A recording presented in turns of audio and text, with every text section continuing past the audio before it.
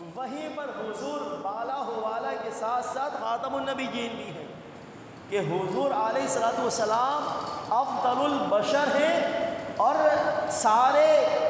انسانوں میں سب سے افضل ترین مخلوق ہیں. حضور علیہ الصلوۃ والسلام سارے نبیوں میں سب سے افضل و اولیٰ ہیں،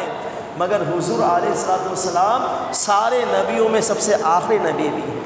یہ نظریہ بھی ہمیں حضور علیہ الصلوۃ والسلام نے دیا. تو اس عقیدے کو، اس نبوت کے، اس ختم نبوت کے نظریے کو، اس عقیدے کو ایمان کا جز کہا گیا، ایمان کا حصہ کہا گیا کہ اسی وقت تم کامل مومن ہو سکتے ہو، اسی وقت تم مسلمان کہلانے کے حقدار ہو، شرعاً بھی اور قانوناً بھی، جب تمہارا عقیدہ ختم نبوت پر ہوگا. اگر تم نے اس میں پلپلاہٹ کے شکار ہوئے، کمزوری ایمان کے شکار ہوئے اور تعویلات تم نے نکالنا شروع کر دی اور تم نے قادیانیوں کو بھی اپنا بھائی کہنا شروع کر دیا، تو پھر تم مسلمان نہیں ہو سکتے. تو گویا کہ مسلمان ہونے کے لیے صرف اتنا کافی ہے کہ وہ ختم نبوت کا اپنی زبان سے اور اپنے قلب سے اقرار کر دے، قلب سے اس کی تصدیق کرے اور زبان سے اس کا اقرار کرے. تو قیامت تک جس کی نبوت کا سکہ چلے گا، قیامت تک جس کی نبوت کے شہرت کا ڈنکا بجے گا، قیامت تک جو منصب حضور علیہ الصلوۃ والسلام کو اللہ نے دیا، وہ منصب صرف ہمارے آقا حضور سید عالم صلی اللہ علیہ وسلم تک ہی رہے گا. حضور علیہ الصلوۃ والسلام کے بعد نہ کوئی نیا نبی آ سکتا ہے، نہ کوئی دوسری امت آ سکتی ہے، نہ کوئی نیا دین آ سکتا ہے، نہ کوئی نئی شریعت آ سکتی ہے، نہ کوئی نئی کتاب آئے گی. کچھ نہیں آئے گا. حضور آخر میں آئے، حضور آخری نبی بن کر آئے، حضور کی امت آخری امت بن کر آئی. حضور جو دین لے کر آئے وہ دین آخری دین ہے، وہ دین حق ہے. اس کے بعد اب کوئی اور دین آنے والا نہیں. حضور جو کتاب لے کر آئے وہ کتاب آخری کتاب، اور حضور جو دین لے کر آئے اس دین کو دین اسلام کہہ دیا گیا، مذہب اسلام کہہ دیا گیا. اور حضور جو شریعت لے کر آئے تو وہ شریعت محمدی، حضور جو شریعت لائے تو حضور کو جب شریعت عطا کی گئی، حضور شارع مجاز بنا کر جب بھیجے گئے تو حضور کی شریعت کی وجہ سے ساری شریعتیں منسوخ ہو گئیں. اب کسی کی شریعت پر عمل نہیں کیا جا سکتا. اب شریعت موسوی، شریعت عیسوی اور شریعت ابراہیمی دیگر کسی اور شریعت پر کوئی عمل نہیں کر سکتا. اس وقت صرف اور صرف شریعت محمدی چلے گی. بس حضور کی شریعت کے آتے ہی ساری شریعت، سارے مسائل، سارے احکام وہ منسوخ ہو چکے ہیں. بس صرف اور صرف حضور کی شہرت کا ڈنکا بجے گا. حضور علیہ الصلوۃ والسلام کو جو اللہ نے منصب دیا، وہ منصب پر سارے مسلمان قائم رہیں گے. وہ منصب کوئی حضور سے چھین نہیں سکتا. وہ تاج نبوت، وہ ختم نبوت کا تاج جو اللہ رب العزت نے حضور کے سر پر سجایا، اگر کوئی اس تاج کو حضور کے سر سے اتارنے کی کوشش کرے گا تو اس کے سر کو قلم کر دیا جائے گا. وہ تاج ختم نبوت اللہ رب العزت نے حضور کے سر پر سجا دیا. اب کوئی اس تاج کو نہیں اتار سکتا، کیونکہ حضور علیہ الصلوۃ والسلام ہی سب کچھ ہمارے لیے ہی سب کچھ ہے اور ہمارے آخر ہے. حضور ہی ہمارے لیے سب کچھ، ہمارا دین، ہمارا ایمان، ہمارا اسلام، ہمارا مذہب، سب کچھ، ہماری جان، ہماری عزت، ہمارا ادب و احترام، ہماری آن بان شان، سب کچھ رسول اللہ ہے. بس حضور کے بعد اب کسی کی نہیں چلے گی. حضور علیہ الصلوۃ والسلام ہی سب سے بڑھ کر ہے. اور پھر جہاں تاریخ کی باتیں ہو رہی ہیں، تاریخ کی بات آپ کے سامنے کی گئی کہ 7 ستمبر 1974 کی تاریخ، وہ دین عظیم دین، میں کہوں گا پورے سال میں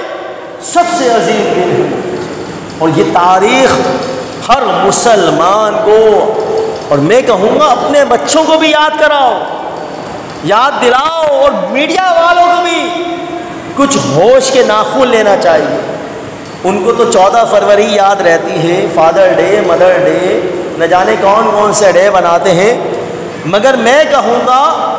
کہ امت کو یہ شعور دیا جائے کہ 7 ستمبر کا دن بھی کچھ دن ہے۔ 6 ستمبر تو یاد رہی، یوم دفاع یاد رہا، چلے بھائی بہت اچھی بات ہے، 6 ستمبر یوم دفاع بنانے چاہیے،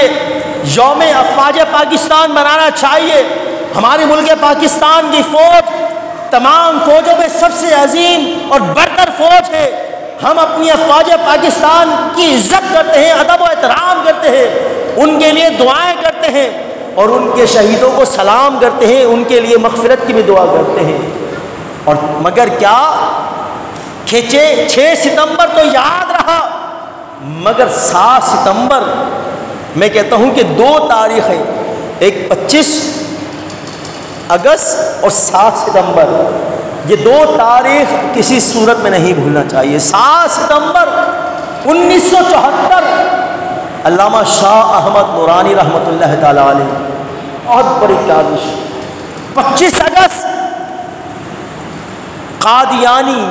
مرزا قادیان کو، غلام احمد قادیانی کو شکست فاش دینے والے فاتح قادیان پیر مہر علی شاہ صاحب، سبحان اللہ کہیں، اللہ اکبر، اللہ نواز سے کہیں سبحان اللہ، پیر مہر علی شاہ صاحب رحمۃ اللہ تعالی علیہ، 25 اگست آپ کا یوم وصال ہے،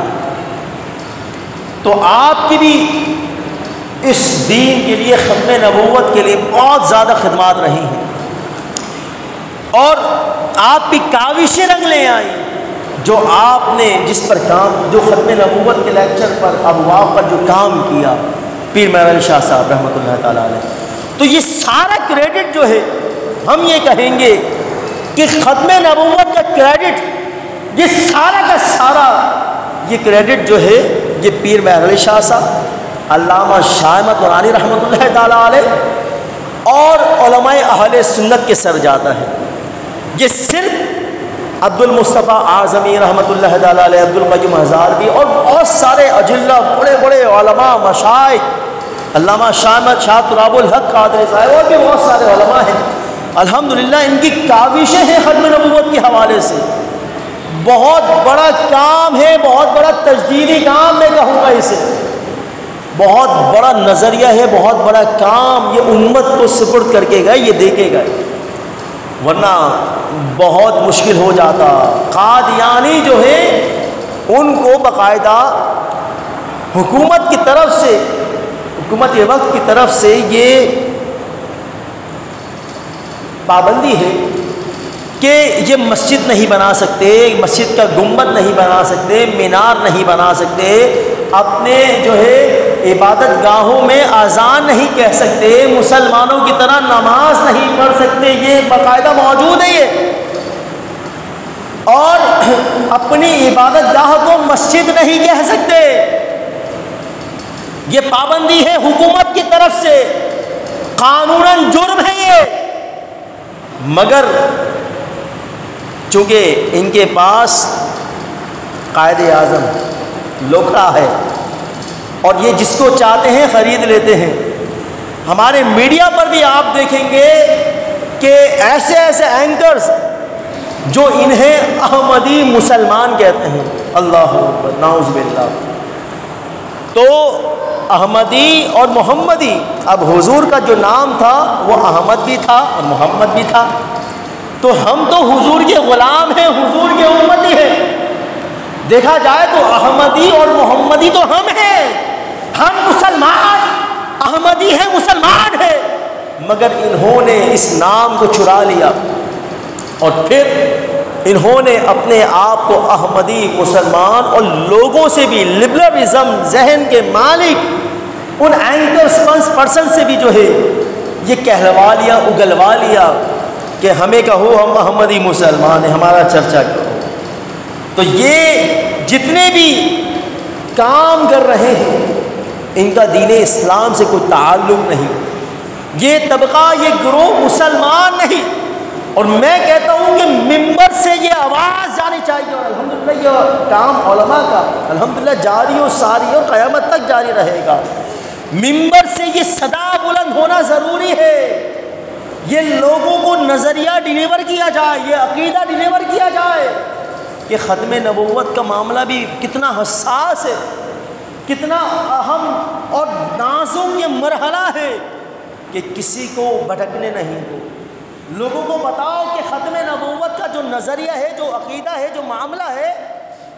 وہ ایمان کا جز ہے، مسلمان ہونے کے لیے کافی ہے، اسلام لانے کے لیے کافی ہے کہ ختم نبوت کا وہ اقرار